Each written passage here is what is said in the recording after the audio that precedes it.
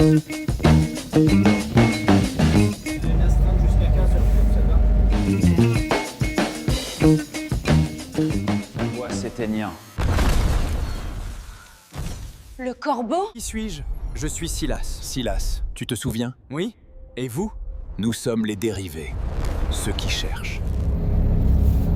Nous devons y retourner. Nous devons ouvrir la porte. Non, j'ai dit non. Anya, arrête. Tu te mets en danger. Qu'est-ce qui s'est passé? Un lit blanc autrefois immaculé gît sur le sol, ses pétales brunis et flétris, témoins silencieux de l'horreur. Les yeux d'Anya sont grands ouverts de terreur, alors qu'elle cherche désespérément le regard de Sarah. Sa respiration courte et saccadée. Des villes cauchemardesques et des ombres déformées traversent son esprit, la souillant d'une peur viscérale. Her voice a desperate whisper. Anya pleads. Sarah, qu'est-ce qui s'est passé? Le visage de Sarah est aussi blanc qu'un lys défunt, ses yeux fuyants, une criminelle dans son propre esprit. Son cœur bat un rythme frénétique, un tambour de culpabilité pour l'innocence perdue d'Anya. Le poids écrasant de la responsabilité pèse, un linceul suffocant de remords. La vision terrifiante d'une ville défiant toute logique brûle encore dans son esprit. Un monde où la physique se plie, menaçant de déverser son chaos dans leur réalité. L'écho glaçant des cris de terreur résonne encore. Une symphonie obsédante dans ses oreilles. Des pas étouffés s'approchent, chaque pas un coup de marteau contre le silence, se rapprochant de la porte de la chambre. L'air crépite d'une tension invisible et suffocante, pesant sur les deux femmes. Les pas s'arrêtent brusquement, laissant un silence inquiétant qui hurle de menaces tacites et d'une peur grandissante. Une question glaçante plane dans l'air, un murmure de terreur. Qu'étaient ces cris? Le silence qui suit est épais et lourd, les emprisonnant dans une toile de peur inéluctable. Anya et Sarah restent figées, leurs visages pâles de peur, tandis que des voix masculines inquiètes résonnent derrière la porte d'entrée. Anya jette un regard suppliant à Sarah, la panique montant dans sa poitrine, tandis que Sarah hoche la tête, les yeux écarquillés de terreur. Sarah, le corps tendu, s'approche de la porte et l'ouvre, révélant trois voisins, leurs expressions mêlant inquiétude et curiosité. L'homme d'âge mûr demande « Tout va bien ?» On a entendu des cris. Tandis que le regard du jeune homme les scrute attentivement. Sarah, forcing a smile, replies « Oui, tout va bien. On regardait un film d'horreur, c'est tout. » And Anya stammers. Un film très effrayant. Film d'horreur qui vous fait crier comme ça. Laissez-nous tranquilles à la fin. Arrêtez d'agir comme ça, c'est pas bien. Vous allez voir ce que vous allez prendre. Bande de commères. Pas bien. On aurait dit que vous vous faisiez agresser. Laissez-nous tranquilles, à la fin. Elle s'affaisse dans un fauteuil, l'épuisement gravé sur son visage. Mais ses yeux brillent d'un feu indomptable. Ses jointures blanchissent alors qu'elle serre les poings, l'émotion brute de ses mots planant lourdement dans l'air. Nous avons suivi Vigie à travers des rues désertes, un passage souterrain sombre, un entrepôt abandonné, et puis un hangar, avec un corbeau et un étrange symbole peint sur la porte. Sarah, le visage marqué par le remords, s'approche d'Anya, dont la lassitude est palpable. La voix d'Anya, lourde d'expérience, prévient « Nous avons eu de la chance de revenir, mais la prochaine fois, nous resterons ancrés dans la réalité. » Les larmes montent aux yeux de Sarah alors qu'elle promet solennellement « Je te le promets, nous le ferons ensemble. » Le regard de Sarah s'adoucit avec inquiétude. « Te sens-tu capable de rester seule ?» Anya, retrouvant ses forces, affirme « Oui, j'ai besoin de digérer tout ce qui s'est passé. » Sarah offre du réconfort. « Je ne suis pas loin. Tu peux m'appeler n'importe quand. »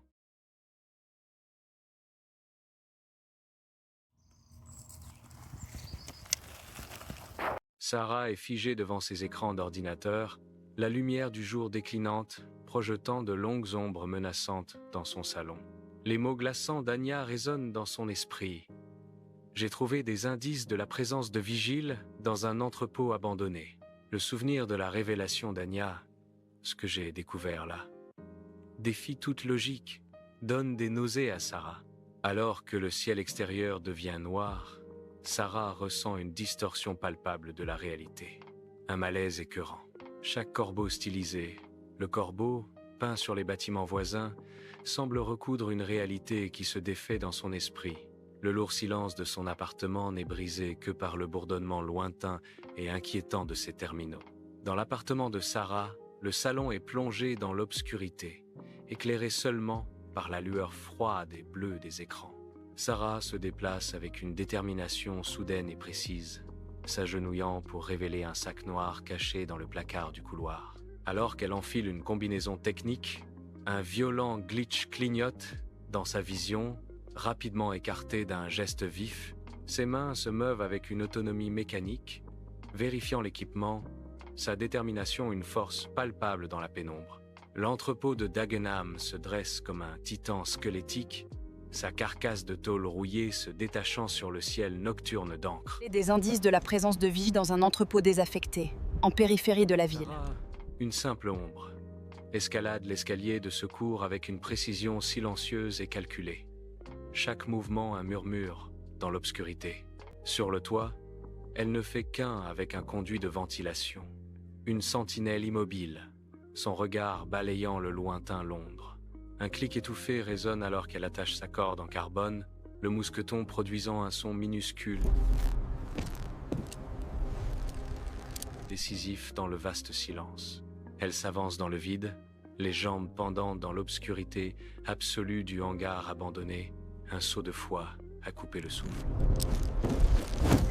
Avec la voix brisée d'Anya, un écho obsédant, Sarah ferme les yeux et s'abandonne à l'abîme, glissant vers l'inconnu. Sarah descend d'en haut, ses mains gantées, sifflant contre la corde de carbone, une ombre silencieuse dans le hangar de Dagenham.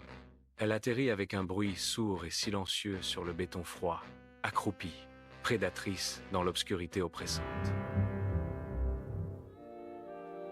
L'air est lourd, épais, avec l'odeur métallique du fer oxydé et de l'huile figée, une étreinte glaçante. Seul le craquement thermique de la tôle et la fuite lointaine d'un animal troublent le silence profond. Ses yeux, s'ajustant lentement à la pénombre, perçant l'obscurité, révélant des géants métalliques menaçants. Des rangées et des rangées d'étagères métalliques s'étendent jusqu'au plafond, chargées de milliers de boîtes grises uniformes. Un spectacle effrayant. Sarah ouvre une porte de force, révélant un bureau rempli de registres effondrés, leur odeur humide suffocante alors qu'elle commence sa recherche.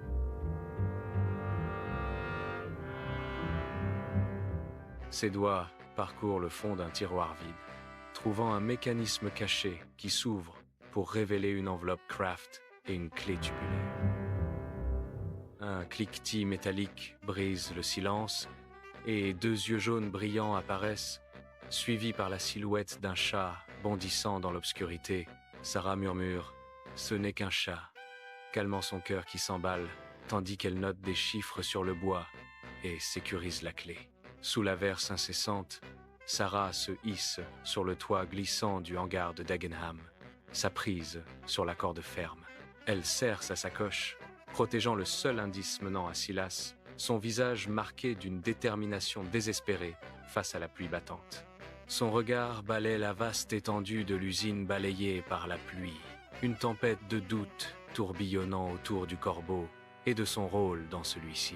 La pluie battante dissimule toutes les larmes, reflétant sa détermination isolée alors qu'elle se tient seule face à la nuit. Sarah, essoufflée et fatiguée, gravit chaque marche imposante des 4 étages, son corps hurlant d'effort. Arrivée à sa porte, elle tâtonne avec ses clés, l'épuisement profondément gravé sur son visage. À l'intérieur, une enveloppe Craft et une clé tubulaire sont rapidement sécurisées dans un coffre-fort mural caché, un soupir de soulagement silencieux s'échappant de ses lèvres. Elle mange rapidement, son esprit consumé par les ombres obsédantes du corbeau, de Silas et d'Anya. Le poids du jour, un fardeau invisible, l'écrase alors que la fatigue la submerge enfin. Elle s'effondre sur son lit, l'obscurité l'engloutissant, une évasion temporaire d'un monde implacable. La porte de l'appartement se déforme.